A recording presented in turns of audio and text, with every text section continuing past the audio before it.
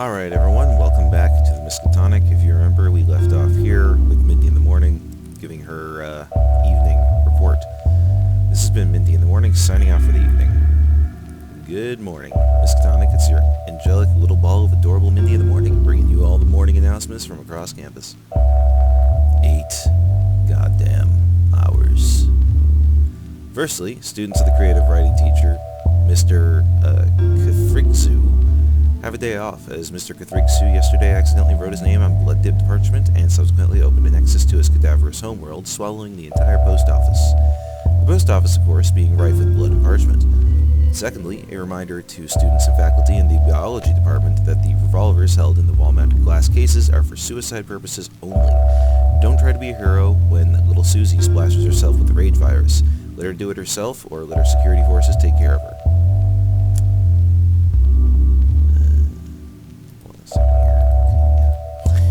The turnover rate is high enough already, and our woodworking teachers are complaining about the amount of coffin projects they have their students working on. The security team is there to die, so you don't have to. Ah, thanks, dick.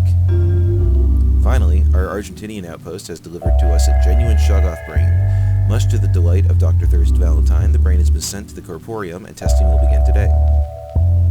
This has been your favorite morning radio host, Mindy in the Morning, with the Miskatonic morning announcements. Marie Peanut Butter. Ah, hello, Charlotte. You are needed in the Corporeum.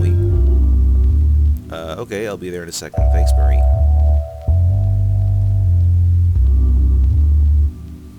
Alright, time to head to the Corporeum, but the investigation is still on, so I gotta keep an eye out for mischief. Oh, we got a lot of people to talk to. Amelia Lynn Luciette. Can you believe it? An actual Shoggoth brain. Chip Connors. How'd they finally get hold of one? Ben Carter. I heard the engineering department had been developing some sort of acid rifle. Genius, really. Al Cruzrun. Can't wait to see the look on old Valentine's face. Charlotte. Man, they seem excited. Eerily excited. And let's talk to these folks. Sizzle. This is what we've been working towards for decades, a genuine Shoggoth brain. Michael Milenkow. There are so many questions we'll finally be able to answer. Milicia Belliol. It's the start of a new global renaissance. Deacon Bone. And we're all here to see the genesis of it. Ezekiel Storite. This is so exciting. What's the big deal? Can I go in here? No, I gotta go in this way. Here it is. Huh, so this is it. Kinda unassuming for all the commotion outside. Roger Cavendish. Yep, this is a Shoggoth brain, or more accurately, an organ we like to call a sentience mesh. It's the one solid organ Shoggoths possess, a sort of webbing that dictates its actions and behavior. After a cursory analysis, I can confirm that it is, in fact, made entirely of primordial ooze. Primordial ooze, what's that? It's a viscous liquid, orange in color, when pure, that is the base ingredient of all life on Earth. Every plant and animal on this planet was created by the manipulation of primordial ooze. It's incredibly difficult to find pure samples, but with this sentience mesh, we should be able to get a firmer grasp on how primordial ooze works. And to do that, I'd like you to use your eyes on it. My eyes? Sure, I guess. Ooh. Big gulping head there. Some big teeth. Bit brown though, sir. I think you should go to the dentist. Seems like it might have been a minute since your last visit. Huh, I didn't expect that. Astonishing. Charlotte, please take this report to Avery Marr. I believe he's in the library. But what does this mean? Am I manipulating the brain do? Am I some sort of psychic wizard or a cult halfling? It's too early to start making assumptions, but if ours are correct, it's a very exciting time for the Miskatonic and all of humanity. Well, I better go find Avery then. Did you catch that, Charlotte? Yes, I did, other Charlotte. Primordial ooze. Viscous. Orange. Hard to come by, my ass. Motherfuckers have been stealing primordial ooze from people's brains and stockpiling it. But why? And why was the first test to see if my eyes affected it? Shit's getting intriguing. By the way, phenomenal acting on your part, Charlotte. Thank you, other Charlotte. Hard to keep a smile going when you've half cracked the case. For now, I better go find Avery and give him the report. Lay low, try and learn what I can about primordial ooze. Alright, let's talk to these folks. Davis Tilling.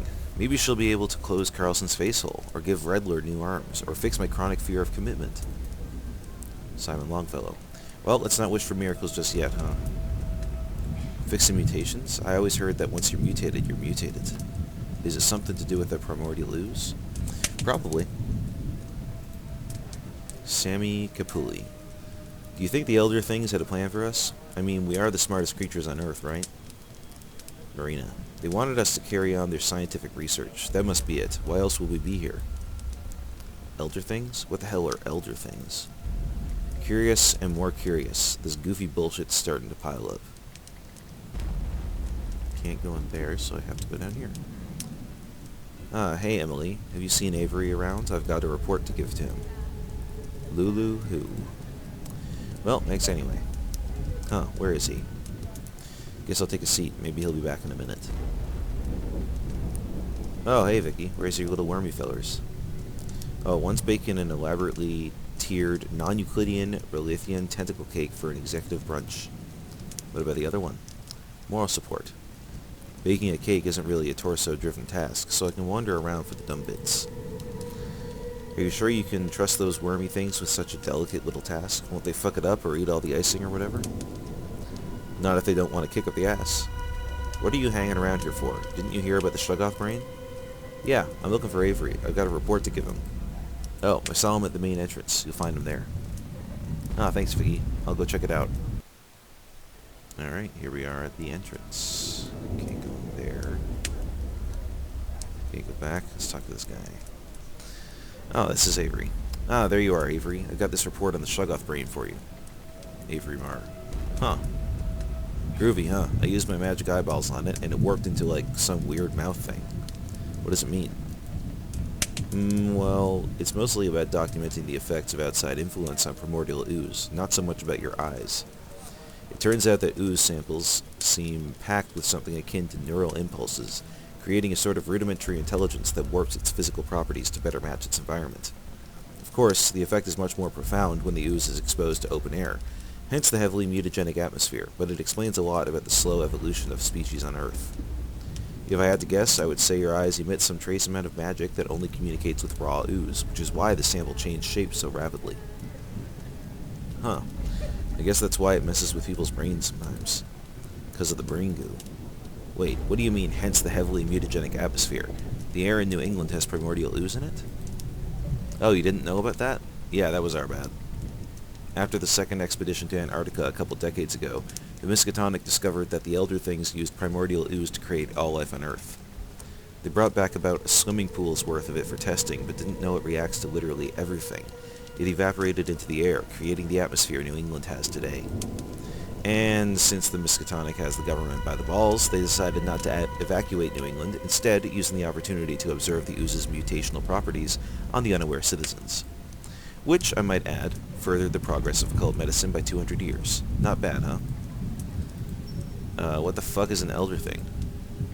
An intergalactic alien race. Oh. Duh. Marie and the Corporeum can tell you more about them. Thanks for the report, Charlotte. Okay. I'll go find her then. See you around. Marie. Ooh. The Miskatonic Supernatural Dissection Summation number 0003, Elder Things. Oh, I can actually read this thing here. Look at that. The Elder... oh, I'll try to anyway. Part of it is blocked out down here. The Elder Things were the first extraterrestrial species to come to Earth, approximately 1 billion years ago, first colonizing a then tropical Antarctica, and expanding across the planet from there. Able to live both on land and underwater, the Elder Things were incredibly versatile and a technologically advanced species, bringing with them the primary ingredient of all life on Earth, primordial ooze.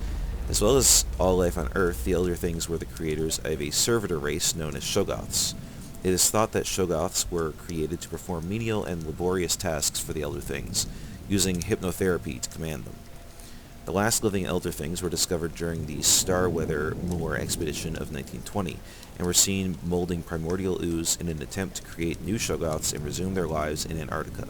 The Elder Things subsequently committed suicide upon noticing Lizzie of Dunwich drowning themselves in their lake of primordial ooze.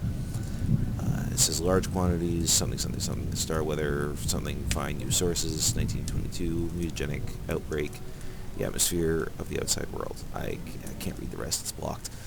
This is an Elder Thing, or at least a drawing of one, Elder Things were a race of alien scientists that came to Earth roughly 1 billion years ago. With their tough hides and nimble tentacle appendages, they could live on both land and underwater. Looks like an evil carrot. They have radial symmetry, rather than the bilateral symmetry of us Earthlings. Much like a carrot. But with them, they brought primordial ooze, the base ingredient for all life on Earth. Unlocking the secrets of primordial ooze and how to safely manipulate it could bring about a new world. One without hunger, or with the ability to create a species dedicated to working for us, or possibly to jumpstart the next stage in human evolution. Exciting, Or accidentally mutating everyone in the tri-state area. If we were able to control the mutagenic properties, we could not only fix the people of New England, but let them deign themselves to their preferences. Longer legs, bluer eyes, we could even do something about your giant bum. Okay, yes, thank you, bye. So primordial ooze is responsible for everyone's mutations. I can mess with primordial ooze with my eyeballs, and it's the university's fault that the New England atmosphere is so effed. I wonder if I can snag a sample of ooze from the corporeum. No doubt they've got a jar or two. Run my own experiments on it, see if I can control it a little. Either way, I got a bad feeling about all this. Shit's seeming evil. Nutty Annie, what gave it away? How the hell do you do that? I don't know. I tell you what, though. The dismount don't half play havoc with my jiggle jogglers. Jiggle jogglers. Pfft, what? So what's all this muttering about evil, my lovey? Oh, just some stuff I learned about the university. Gave me a bad feeling. Feel like there's some evil going on, you know? Charlotte, my sweet, when you die in some daft experiment, they're gonna chop you up and feed you to me. You ain't exactly pillars of moral integrity, mate. Yeah, but that's, recycling. And an ongoing experiment they're running on us to see if eating people makes some people crazy.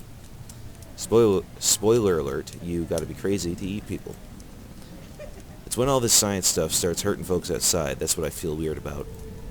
The mutagenic atmosphere, it's a university experiment they effed up, and now New England's all screwy because of it. That's not fair, right? Let's you and me run away together then. What? Yeah, we'll go back to England. You'll hunt monsters for a living, and I'll be your darling wifey in a polka dot dress cooking roast beefs in a pea green oven. You can do that whole pipe and slippers thing like a proper American husband. Rough day at work, covered in blood and claw wounds, kick your shoes off, 12-bore shotgun in the umbrella stand, dinner at 6, bed by 11, dead by 80. Proper traditional. It actually sounds like fun. Yep, and don't you feel better with a little exit strategy? Back in London we called it a fuck it. Just a little plan we all dream up for when shit gets slightly too awful. Helps us get through the day. Oh yeah, I do kind of feel better. Thanks, Annie. Not a problem, my lovey. Just give me a day's notice if you ever want to escape the country, and we'll be on a boat by breakfast. Oh hey, your brother works in the corporeum, right? Do you think he could sneak me a sample of primordial ooze? I'll have it on your desk before you know it. Thanks, Annie. I owe you one. I'll hold you to that on the honeymoon. Well, with Annie swiping a sample for me, I better do a quick patrol to keep up appearances, then go back to my room to do my experiment.